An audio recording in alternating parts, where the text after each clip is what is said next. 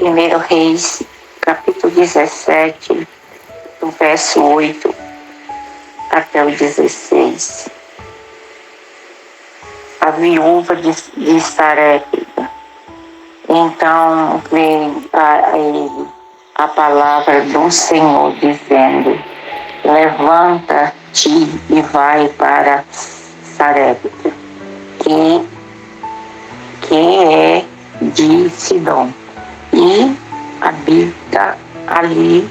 Eis que eu ordenei ali uma mulher viúva que te sustenta. E então ele se levantou e foi para Sarepta, e chegando à porta da cidade, eis que estava ali uma mulher viúva, apanhando lenha.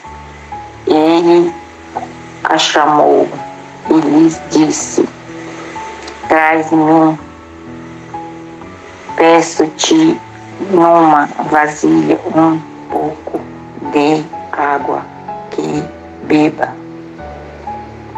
E indo ela a trazê-la, ele a chamou e lhe disse: trazei-me agora também um bocado de pão na tua mão. Porém ela disse: vive o Senhor teu Deus, que nenhum bolo tenho, senão somente um punhado de farinha numa panela e um pouco de azeite na botija.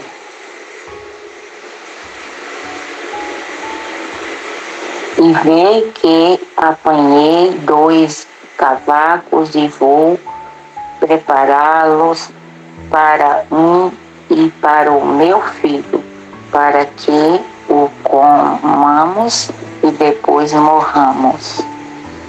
E Elias lhe disse: não temas, vai, faz conforme a tua palavra, porém faz dele primeiro para mim um bolo pequeno e traz-o para mim, e depois fazes para ti e para o teu filho. Porque assim diz o Senhor, Deus de Israel: a farinha da panela não se acabará e o azeite da botija não faltará até ao dia em que o Senhor dê chuva sobre a terra. E ela foi e fez conforme a palavra de Elias. E então comeu ele e a sua casa muitos dias. E da panela a farinha não se acabou, e da botija o azeite não faltou, conforme a palavra do Senhor que ele falará pelo ministério de Elias. Glória a Deus, aleluias.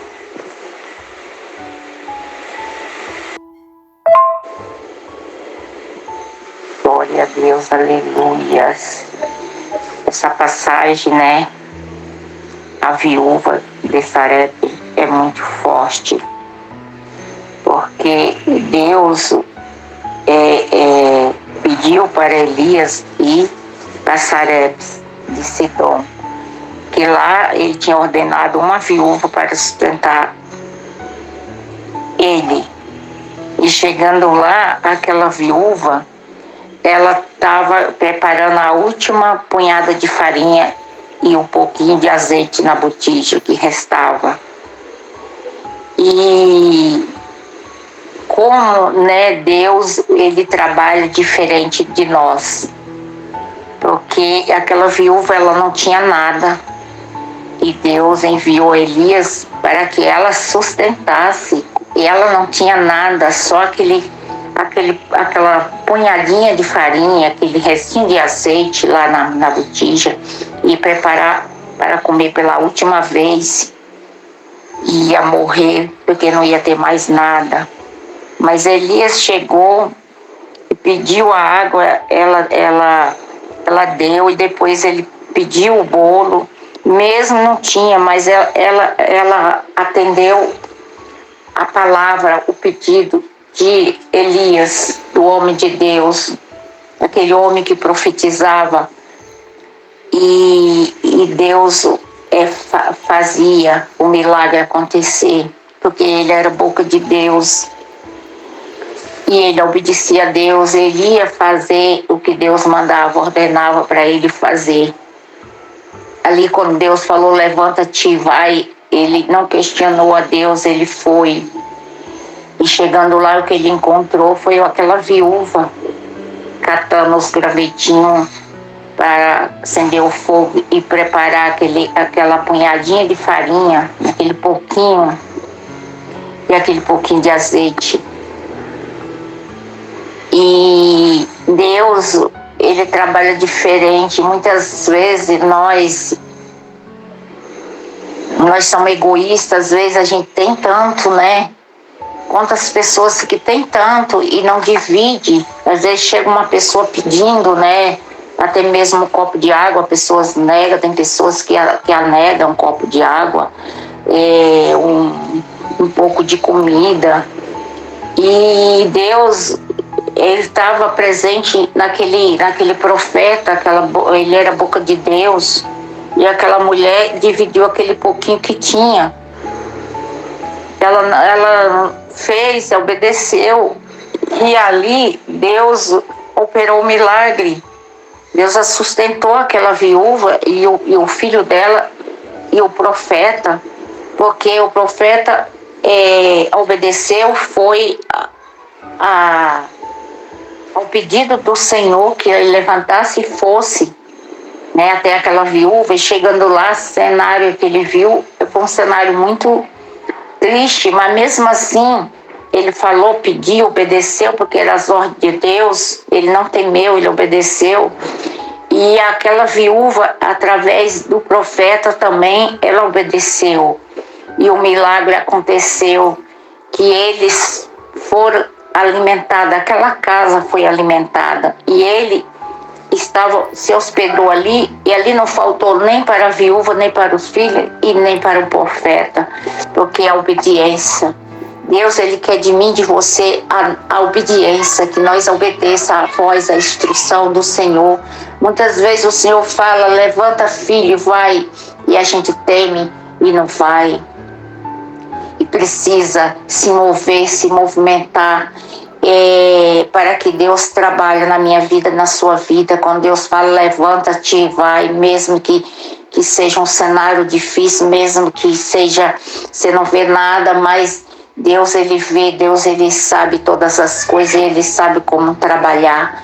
Deus não precisa de muito para operar o sobrenatural, porque o Senhor, ele faz o sobrenatural. O natural nós fazemos. Deus trabalha naquilo para nós é impossível, naquilo para nós que nós vê aquele cenário, nós diz, não, agora é o fim, agora nós vamos morrer, não tem mais jeito. Aí o Senhor fala, vem contra tudo e contra todos, contrariando e quebrando todos os paradigmas e trabalhando e operando aquilo que é impossível, o cenário de morte, o cenário de que não tem nada, que ali tudo já parou, tudo não tem mais para onde ir, não tem o que fazer. E o Senhor fala, vai dar certo, eu vou operar, eu vou transformar o pouco no muito, e comerás até que